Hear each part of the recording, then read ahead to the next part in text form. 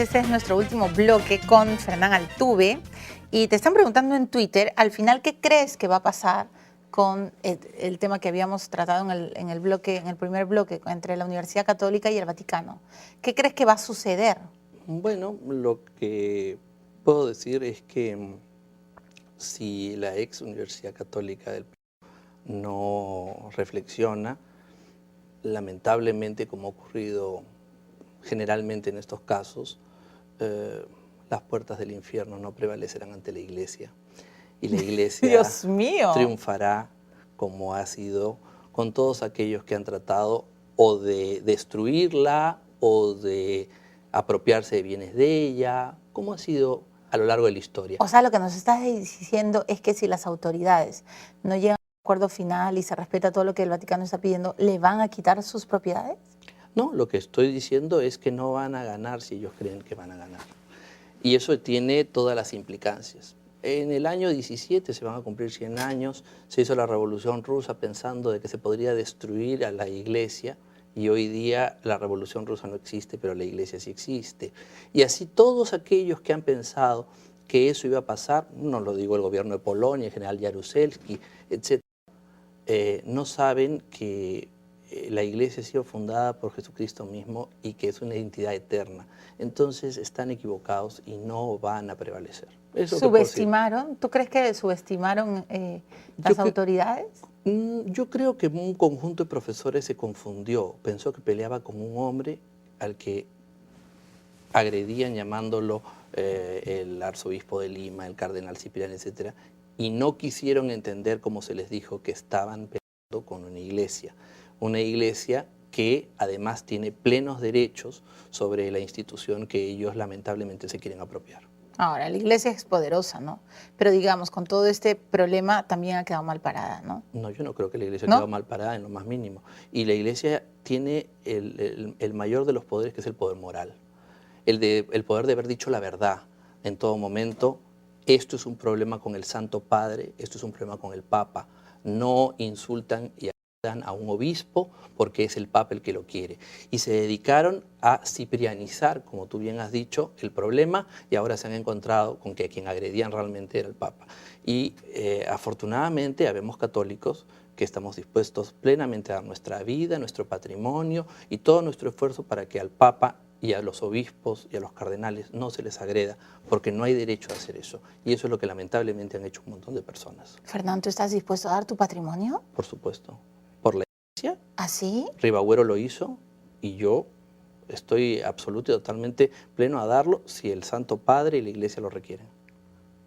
De verdad, o sea, perdóname que sonría, pero ¿en serio estás hablando? Pero si el Papa te pide una donación, ¿tú se la das? En la Sagrada Escritura dice que hay que dejar todo por la Iglesia. Y yo creo que la Iglesia, porque le debo todo, mi formación, mis creencias, que uno tiene que dar su vida por la Iglesia y tiene que dar su patrimonio. Si uno está dispuesto a dar su vida, ¿cómo no va a dar su patrimonio? O sea, yo digo que doy la vida, pero no doy el patrimonio. Ah, no, bueno, esos ya son fariseos, pues, ¿no? Ribagüero dio el ejemplo. Por eso se defiende a Ribagüero y su legado. Porque Ribagüero dio el ejemplo. Podía haber dado su patrimonio a cualquier otra institución. Se lo dejó a la Iglesia. Se lo dejó a una universidad, pero si es que se seguía con obviamente, los cánones. Universidad católica. Pero no es que se lo dio a la Iglesia. No, pero claro, dárselo a una entidad de la Iglesia es dárselo a la Iglesia a través de distintos canales. Yo sinceramente creo que, como tú has mencionado, se ha subestimado lo que está ocurriendo acá. Aquí se han enfrentado de manera injusta, innecesaria, a toda una iglesia en el mundo.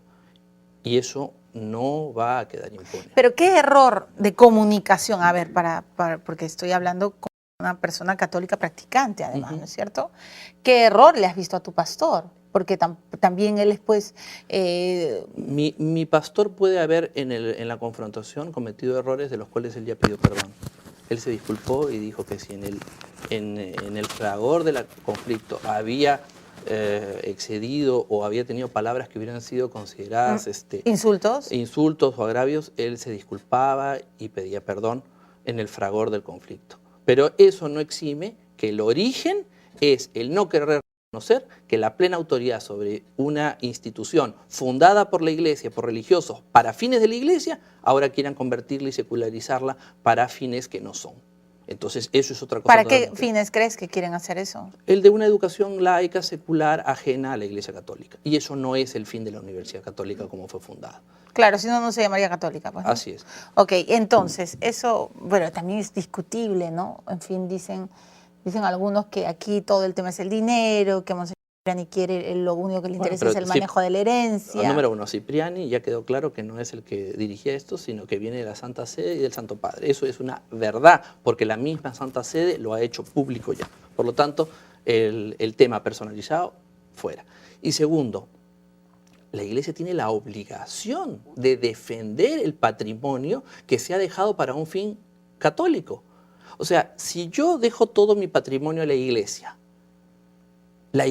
no tiene la obligación de defender ese patrimonio que yo lo he dejado para un fin específico vinculado a la Iglesia, o va a decir, para que no digan que tengo intereses mundanos, entonces dejo que el patrimonio que Fernán Altuve nos dejó a nosotros por su cariño a nosotros y para fines asistenciales de la Iglesia, se pierda y se lo lleven gente que no tiene nada que ver con lo que quería esa persona. Yo confío en la Iglesia, porque sé que va a defender lo que yo deje para los fines que yo deje. Entonces no puede traicionar la Iglesia.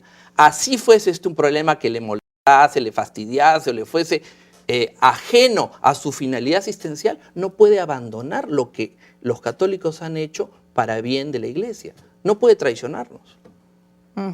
¿Desde cuándo eres tan religioso? Desde que tengo uso de razón. ¿Tu mamá te hizo...? El primer recuerdo que yo tengo de mi madre es ella llevándome a la iglesia de la Virgen de la Merced, donde ella comulgaba. Ese es el primer recuerdo que yo tengo de ella.